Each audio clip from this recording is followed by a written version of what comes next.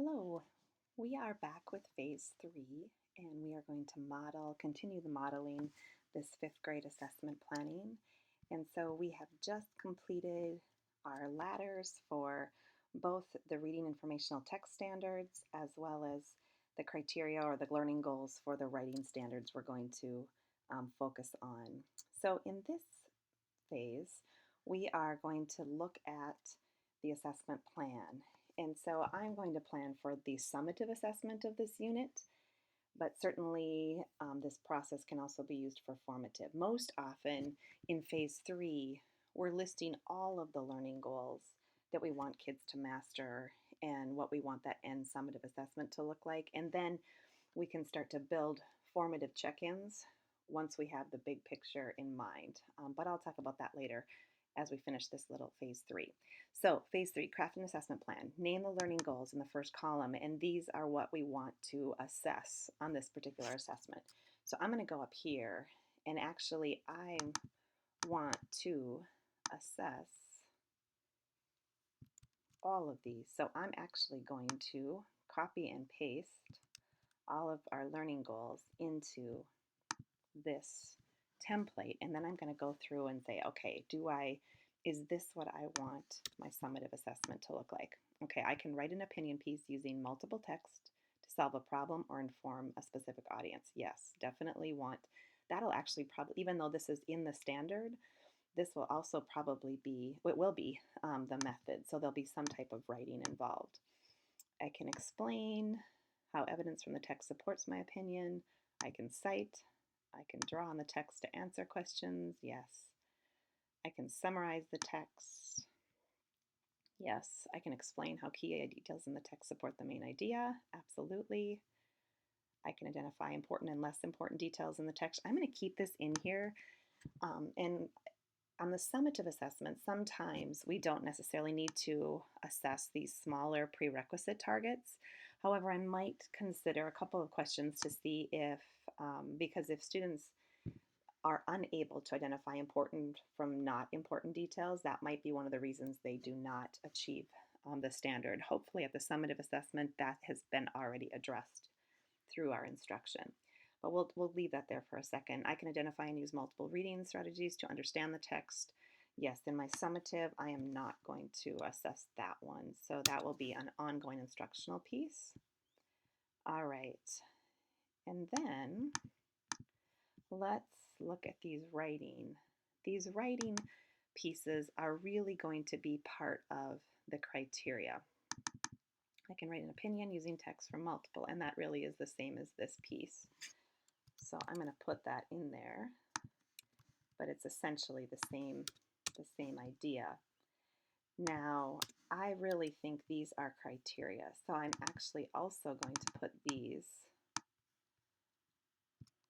in that same box, but I'm going to put them as subsets because I want to see criteria will include all of those things when I get to that part. So at its most complex level, students are applying those. So I could have students be able to not only provide but recognize parts of a conclusion, or I can identify a strong inclusion or introduction, but that's going to be part of my ongoing revision. So I'm just going to leave those in there as subsets because those are going to be my criteria. All right, so now let's take a look. The different types of, so now my next plan is to consider the different types of methods I might use for each of these. So let's see, I can identify important and less important details. So in this form, I might use,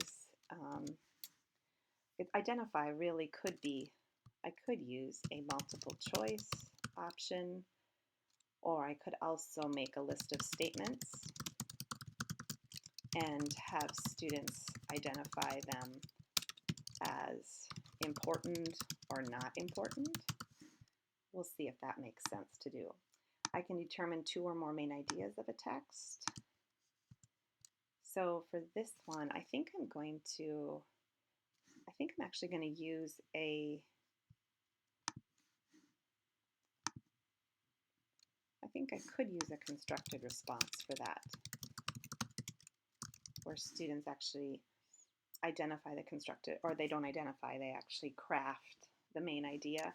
I could also use a multiple choice or selected response, where students have to choose from a list of options. I can explain, because the word explain, this is going to mean that I have to use a constructed response, or I could use a combination of multiple choice that students explain.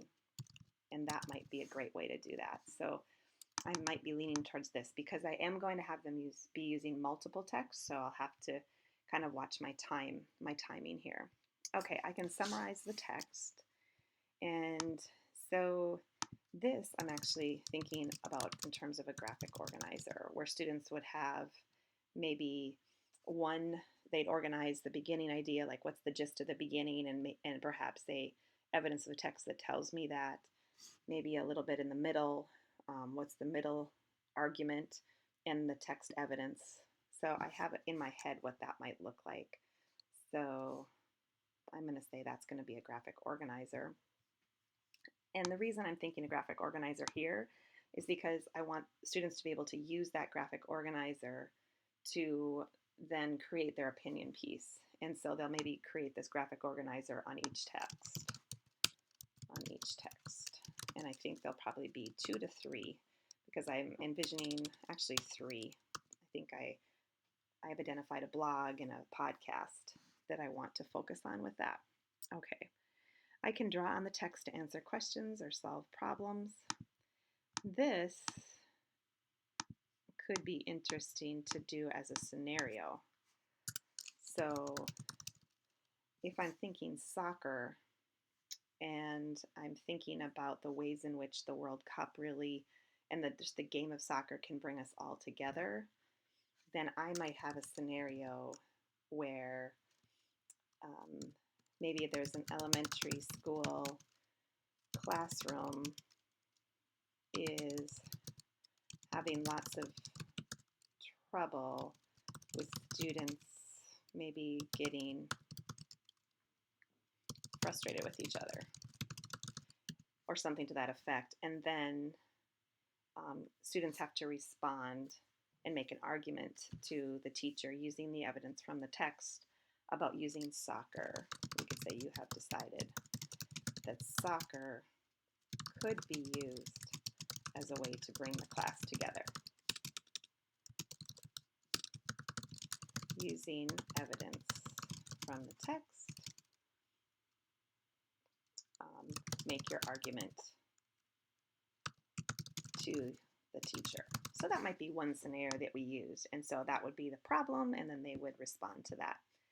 Another thing we could use here is some multiple choice or short answer questions that just tell me, can students use evidence from the text to support those responses? So I think that's possible too. All right, I can cite evidence from the text to support my opinion. I think that really goes along with this. So I'm actually going to merge these two, because in both cases I am asking students, whether it's the scenario or answering questions, to draw evidence from the text, and it's also about explaining their ideas. So I'm also going to merge that one. So this scenario base will develop both of these. All right, so there's those possibilities. Now I can write an opinion piece using multiple text to solve a problem. Now in this method, for this piece, I could develop this scenario, to be honest. So I could develop this elementary school classroom scenario and really have it attend to this as well. So let's say have students write their opinion in the form of a letter to the teacher. What else could I do here? I can write an opinion piece using multiple text to solve a problem or inform a specific audience. So they are going to need to write So we could give them another scenario where they need to write an argument or an opinion, I guess I should use. Form an opinion, write an opinion, or write a letter to the city council encouraging and voicing your opinion for the creation of a community soccer field. Use evidence from the podcasts and articles to support your opinion. So they certainly could use it for that as well. Now we could also generate with students some other scenarios where soccer might play into what we're doing, but that would be two that we could consider. All right, so when I look at my assessment plan or my potential assessment plan, now I want to say what is most doable and effective and efficient with this. So these, it almost looks like we're going to have about at least two parts to our assessment. So I'm thinking identifying important and less important details in the text. I maybe will, if I'm using a point system, I maybe will make this worth 5 points. And I wrote 10, so we'll do 5 points. I can determine this constructed response. This is going to be a little bit more intense because there's going to be 3 texts that students have to consider. The 2 written texts and then 1 podcast. So I can determine 2 or more main ideas of a text. So I'm going to have this be, there'll be 3 texts to look at. So we'll have 3 texts, and maybe we'll have them, because it will be determining the text. So we'll make those 6 points, or 2 points each. And then I can explain how they support the main idea. I think we'll do the same thing.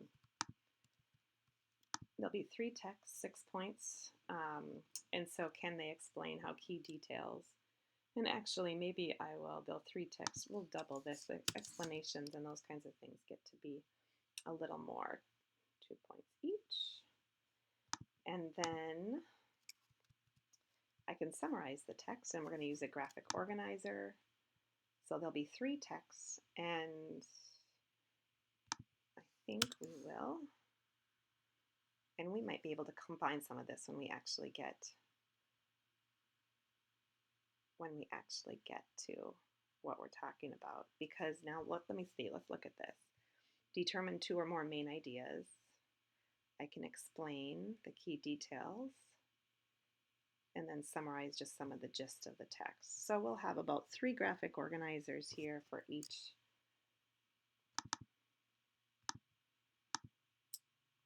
So let's have each of those be 6. So 6 times 3 is about 18 points. So we'll do 6 each, okay? And this might change as we go, but that's the gist. I want more emphasis right here. And then I want the most emphasis right here on the scenario. And I think, now that I look at this, I can draw on text. I'm going to have just a few questions where students have to go to the text and address that. So let's go here.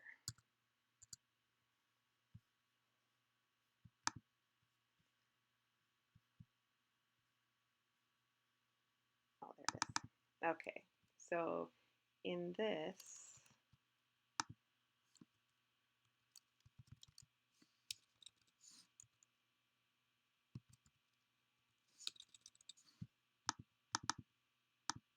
having some fun here with this table.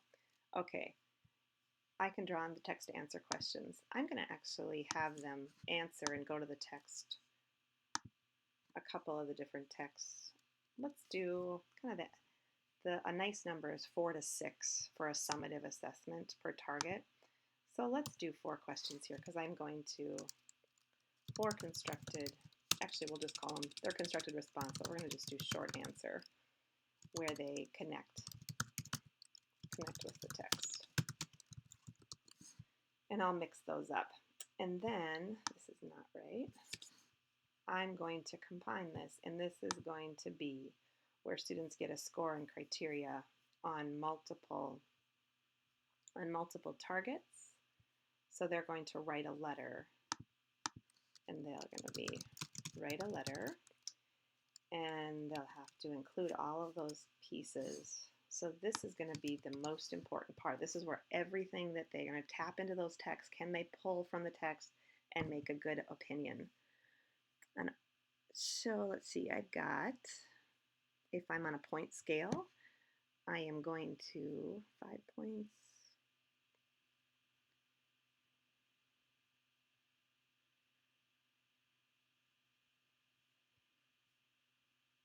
It's about, this will probably be another 12. So the majority of my points should be up here if I'm talking on points. And if that's the case, then I'm going to make this one, I think we'll,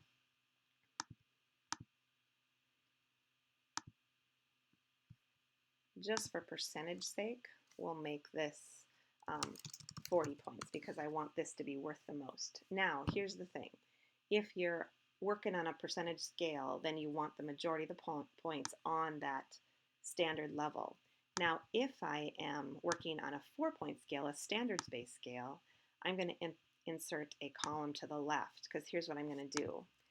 This is going to be on a 4-point, depending on how students create that letter, this will be a level 3, which is on standard, to a level 4, which would be, and students would receive or achieve a level 4 beyond the standard if their letter was at that kind of, the letter flowed and had really solid evidence and it was incredibly engaging. Students might write a fine letter with using all of these pieces, and that would be right at standard. Now, a level 2 would be right here when students can do parts of it. So they can draw on the text. This is kind of a level 2 question. They can respond to the text. At a level 3 on standard, they can respond using the text to questions, but then they're going to make a well-developed argument, and they're going to really take it to that next level. These would all be level 2 as well. Items. So all of these, and this would be a level 1, or level 1 would be with help. Students can do a level 2. So they would need some support in prompting, can achieve level 2. So again, what I've shown you here is that the 2 ways this assessment map plays out. One is we just list the targets we want to assess, and we make sure that we've got some method, some student work that's going to reflect that. In this case, if I'm writing points, I'm going to have this worth a number of points, and then these points are going to be allocated to different criteria, so students know where they've achieved points with this letter. If I'm standards-based, then I am going to have this piece at a standard level. So once students complete this, they can complete it to standard, but given our rubric, and we'll have to go back and then develop the rubric, if students achieve more sophisticated product, then they'll also be able to achieve beyond the standard. That's the way they would do that. And a level 2, students are going to achieve, if depending upon their response to those short answer questions and some of these multiple choice questions. So this is our assessment plan that we've just crafted. Now I'm going to pause for a second and say this is what we want them. So if we're planning this to be a 3 or 4 week unit, this is their summative assessment. Now I know if students are going to be familiar or they're going to achieve well, they're going to need practice with this, because in this context, in a summative assessment, the texts that I'm going to use are going to be things that I'm going to ask students to achieve more independently. So I know that students are going to need some support and some practice in drawing from the text. So I might do a formative, be thinking, hey, I'm going to do a formative assessment on this, really intentionally with another text to help kids practice doing this. So at this juncture, I can go and create a formative assessment too, where I just take one or two of these targets and have students work on those. Um, or I can go and plan that summative assessment in its entirety. All right, thank you.